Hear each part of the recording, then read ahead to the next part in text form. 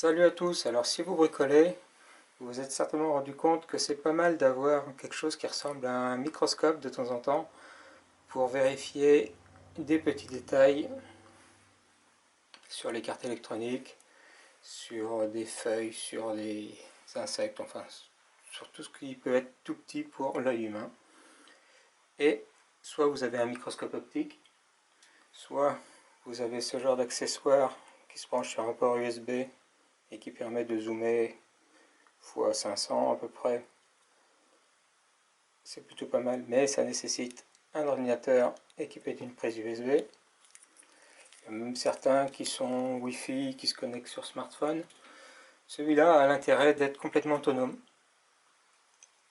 C'est un écran de 4 pouces 3, c'est-à-dire à peu près 11 cm de diagonale, équipé de la tête de microscope et des LED d'éclairage autour, différents menus qu'on verra tout à l'heure, et quelques molettes, un port mini USB de charge, puisqu'il intègre une batterie qui, d'après ce qui est indiqué ici, permet 6 heures d'autonomie, un port micro SD pour sauver les photos, et une molette, pas très pratique, mais une molette pour changer la luminosité. Et ça sera pour régler la focale. Alors j'ai pris ce modèle là, c'est le modèle 600 de Mustool. Pourquoi? Parce qu'il a un zoom de 600 et il était en promo à 19 €. Par contre, pour ce prix, eh bien, c'est fourni avec cette espèce de trépied qui est franchement pas pratique. Pourquoi? Parce qu'on ne peut pas régler une hauteur particulière. Voilà, comme on voit, c'est super pratique. Et même si je règle ici, je serai toujours en angle. Donc pour la profondeur de champ, c'est un petit peu foutu. Bon, ici c'est une rotule, donc on peut régler un tant soit peu. Et voilà. Sachant que la hauteur de travail de cet appareil, c'est de 2 cm à 20 cm. Autant dire que ce pied, mis à part le coller sur une cale, est pas pratique.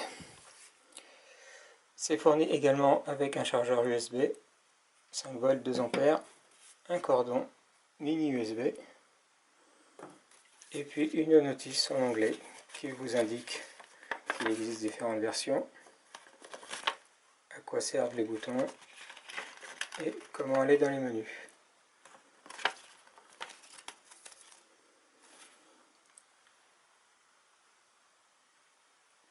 Pour simplifier l'utilisation, moi je vais l'utiliser avec ça. C'est un élévateur jack qui n'est pas fourni. Alors il y a un truc assez amusant, c'est une ventouse qui est collante, donc elle est certainement plus efficace par contre. Et puis c'est un loquet pour verrouiller. Donc on va utiliser ça. Je verrouille. Et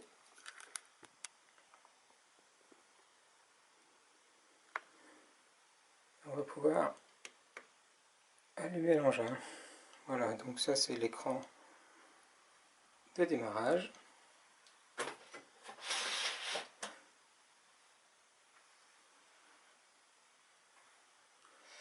Et on va mettre pour essayer une vulgaire carte électronique.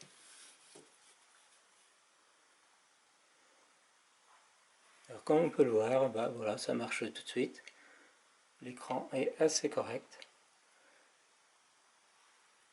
On va utiliser la molette du pied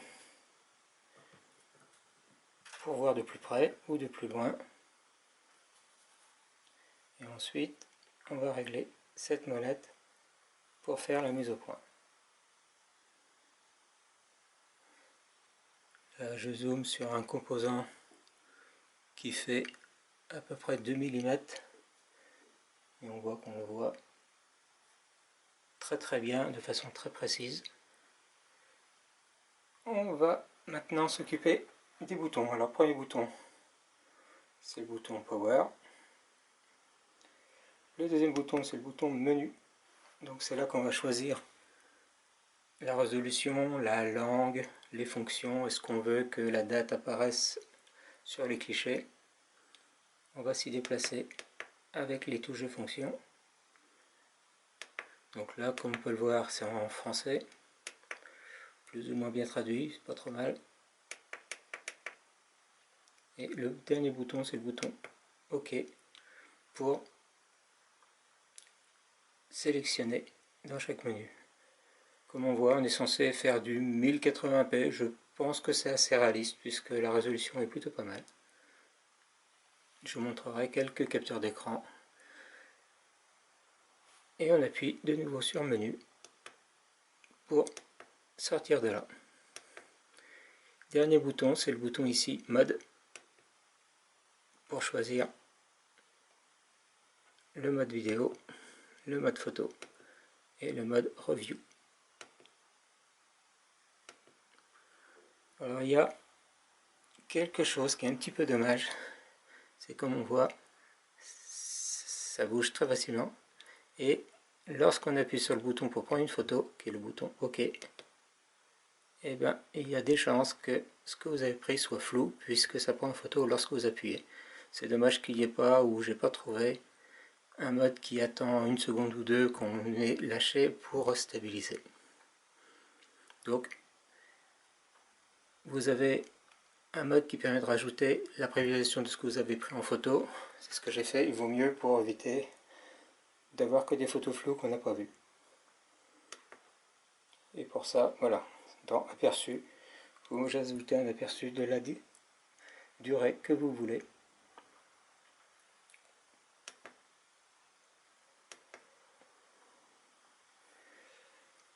Donc comme je le disais, plus on est haut et plus on verra les composants dans leur ensemble, on aura un moins fort grossissement. Avec la petite molette de réglage qui est ici, je peux augmenter ou baisser la luminosité jusqu'à que j'obtienne quelque chose qui est convenable.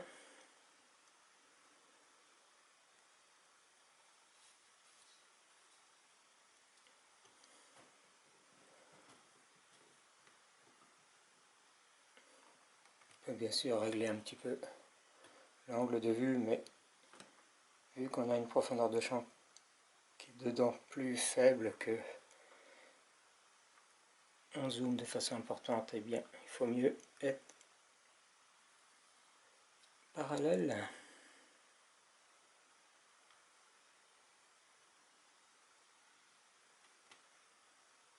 Alors, la molette de réglage n'est pas simple à trouver, ça aurait été mieux si elle était sur le côté ici.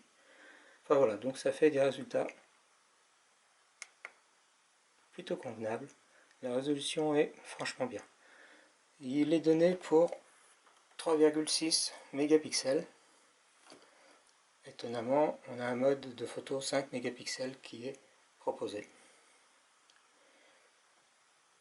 Je vais redescendre pour voir jusqu'à quelle distance je peux aller et quel type de grossissement j'obtiens. Donc là je suis au minimum de ma plateforme élévatrice. J'arrive toujours à mettre au point et effectivement on voit que là c'est vraiment des tout petits détails que je vais voir. Ce composant fait 1,5 mm. Donc on n'a peut-être pas les x600 mais on a au moins x100. Et je peux m'approcher encore.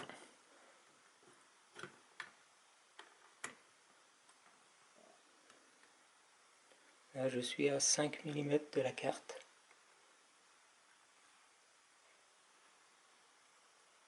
Et à 5 mm de la carte, je ne peux plus faire la mise au point. Je vais remonter. Là, je suis à 1 cm de la carte. ne peut toujours pas faire la mise au point.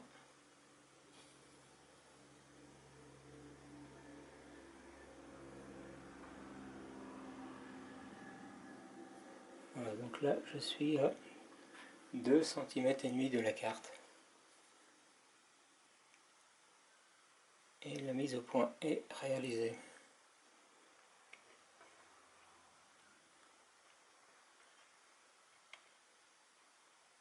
Pour certaines distances, on a deux possibilités de mise au point qui sont offertes.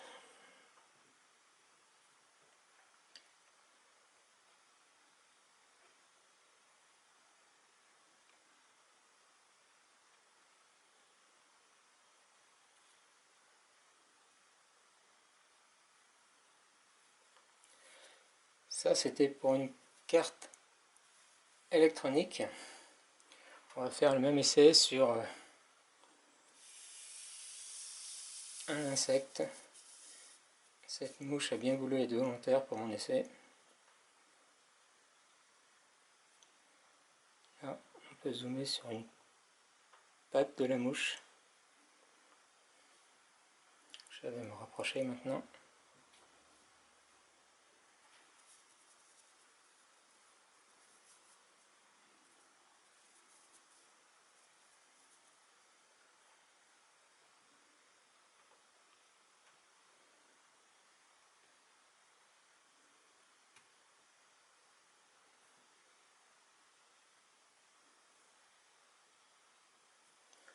Ça, c'est ce que j'obtiens avec le grossissement maximum. Je ne peux pas approcher plus que 2,5 cm. Mais c'est pas mal.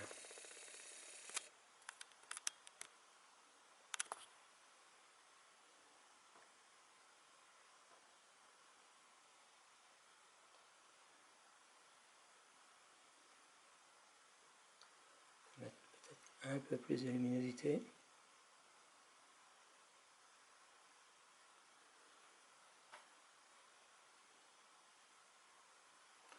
Et si je prends une photo,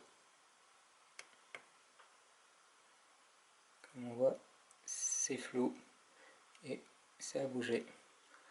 Ce qui serait intéressant, c'est de pouvoir déplacer ce bouton avec un petit fil pour pouvoir appuyer, ou qu'il y ait un bouton sans fil. Solution à étudier.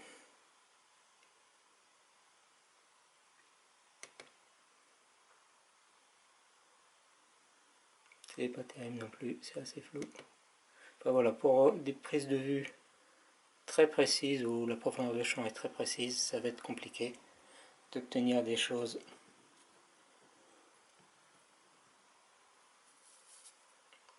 lorsqu'on s'éloigne. Ce sera un peu plus simple puisque il y a moins de soucis. Voilà, mais n'hésitez pas à prendre plusieurs photos.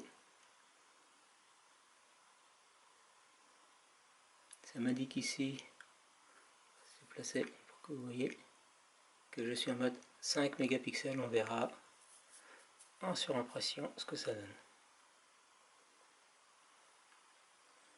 Allez, je vous laisse sur ces images d'œil de mouche. Ciao!